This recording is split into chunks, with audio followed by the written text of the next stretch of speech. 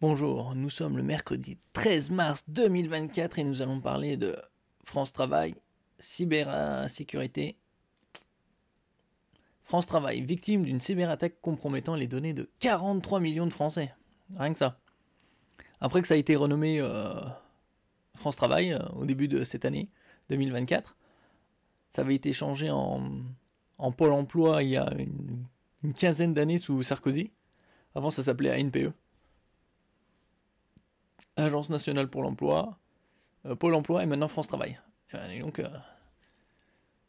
il y a du changement et voilà, ça a été hacké. Un système de plainte simplifié pour les personnes concernées a d'ores et déjà été mis en place par l'État. La sécurité des données personnelles des Français est encore mise à mal. Cette fois, c'est l'opérateur public Pôle emploi, récemment renommé France Travail, qui a annoncé ce mercredi 13 mars avoir subi une cyberattaque d'ampleur occasionnant un risque de divulgation de données personnelles touchant potentiellement 43 millions de personnes. Et vous pensez que cette attaque vient de qui? Des Russes, ou ça se tombe c'est peut-être même Emmanuel Macron qui l'a fait lui-même pour faire croire que c'est les Russes, ou un truc comme ça, hein. Ce serait pas étonnant, hein. Dans son communiqué, France Travail laisse entendre qu'un très grand nombre de Français seraient en effet concernés par cette attaque, compte tenu du fait que la base de données extraite de manière illicite concerne les données personnelles d'identification des personnes actuellement inscrites, des personnes précédemment inscrites au cours des 20 dernières années. Ah, c'est pour ça qu'il y a 43 millions. Ainsi que des personnes non inscrites sur la liste des demandeurs d'emploi, mais ayant un espace candidat sur francetravail.fr. En clair, cette fuite de données concerne les noms, prénoms, date de naissance, mail, identifiant France Travail, adresse postale, numéro de téléphone et de sécurité sociale. On entend dire tout, quoi.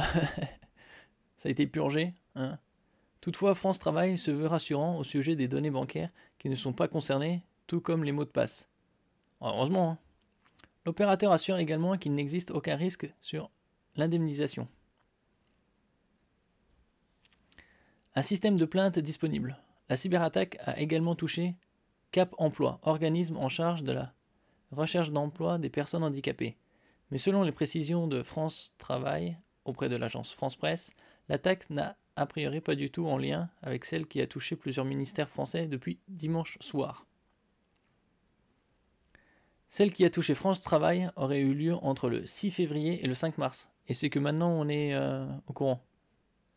A été détecté cette semaine. Ah, ça a été détecté, ouais, un mois après. L'opération a débuté par une usurpation d'identité de conseiller Cap Emploi. Est-il expliqué à la suite de quoi France Travail a remarqué des requêtes suspectes.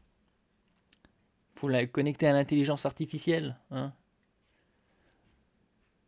Pour les plus inquiets au sujet de cette fuite de données, France Travail indique qu'en plus de la plainte déposée en son nom auprès des autorités judiciaires et l'ouverture d'une enquête, la brigade de lutte contre la cybercriminalité a mis en place un système de plainte simplifié pour les personnes concernées, disponible en cliquant sur ce lien.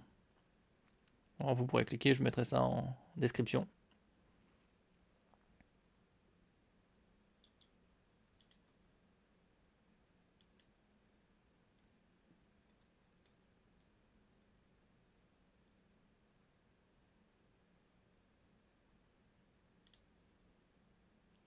La Commission nationale de l'informatique et des libertés, CNIL,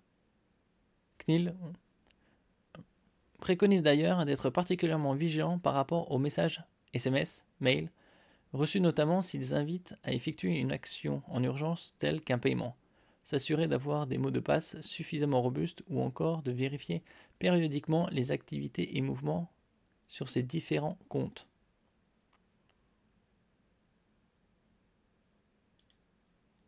Bon, ici c'est la page, là, si vous voulez vous connecter. Lettre plainte suite à la fuite de données France Travail. France galère, hein.